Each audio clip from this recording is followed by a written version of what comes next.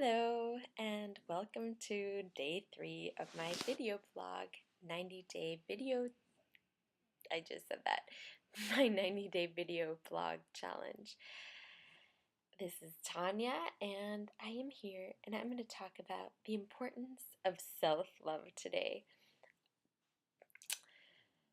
I was in the middle of class and I was super drained. I had sat there, let's see, like from 9 in the morning till 5 o'clock about, had an hour late lunch, so that's like 8 hours, 7 hours.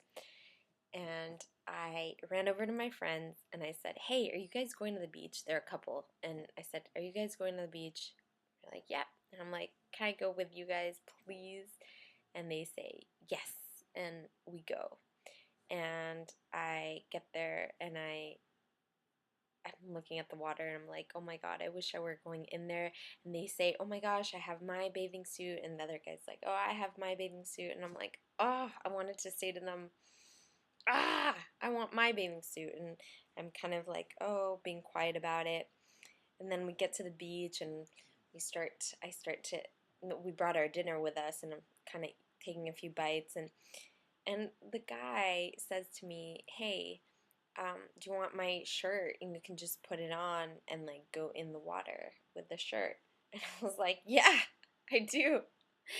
And made me think about how I used to be about, I think this is a very common problem for women, is about body image and about happiness with our bodies. And I think at some point I might have had more concern about like, what if I change and people see me on the beach, or what if someone sees me and they kind of think it's wrong or weird that I'm going in with this guy's shirt, or what if my friend thinks that I'm wearing her boyfriend's shirt and it's weird.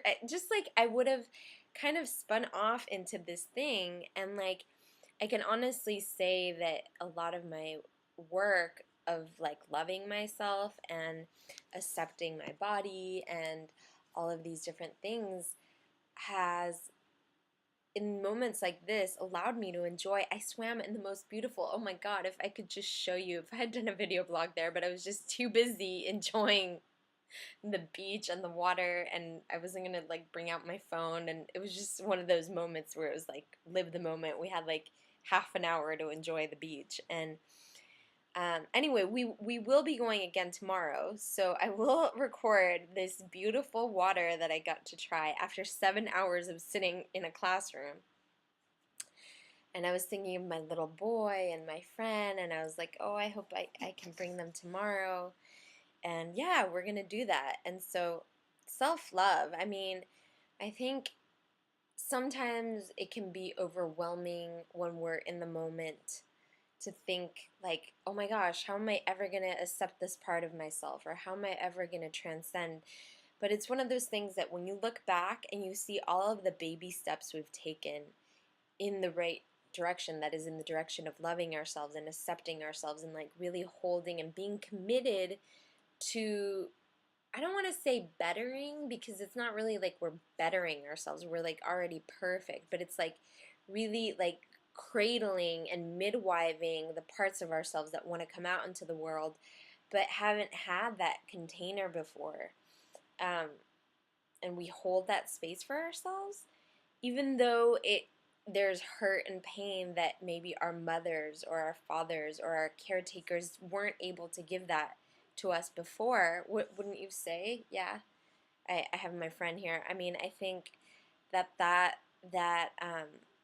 that's the pain. That's where the pain is, because we're like reliving in some way like that, like, oh wait, but someone wasn't there for me before. But you're like, no, but I'm here for you, saying that to yourself. And when you manage to do that and you birth yourself, it's like really amazing. That's Tanya on self-love. I hope that helps. Love to you. Love yourself. Good night.